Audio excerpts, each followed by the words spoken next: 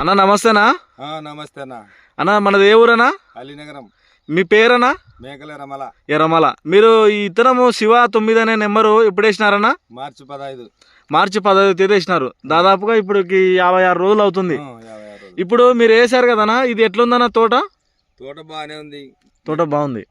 ఇది ఎట్లుందన్న ఇప్పుడు కాపు విషయం కానీ మీకు మొక్క ఇప్పుడు మామూలుగా అయితే మీరు ఇంత ఎండలో వేసారు కదా, ఇలాగా మీకు వేరే పంటలు ఏమైనా ఉన్నాయన్నా? వేరే కంపెనీ విత్తనాలు ఏమైనా మీరు చూస్తుంటారు కదా, మీ ఊర్లో వేసారు కదా? కంపెనీ రాలే, ఈ కంపెనీ బాగా వచ్చింది. ఈ కంపెనీ బాగా వచ్చింది. జినెక్స్ శివ 9 అనే వెరైటీ అయితే మనం చూస్తున్నాము. రైతు సోదరులందరూ కూడా గమనించండి.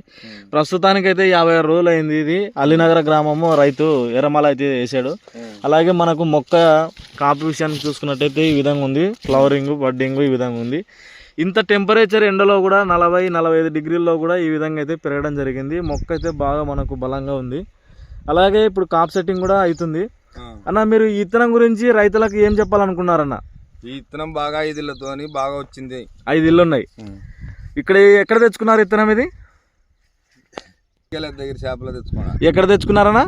రితికాయల దగ్గర షాపులో. లద్దగిరి షాపులో తెచ్చుకున్నారు. రితికా ట్రేడర్స్ లో తెచ్చుకున్నారు. మొత్తానికి వేసుకున్నందుకు సంతోషమేనా?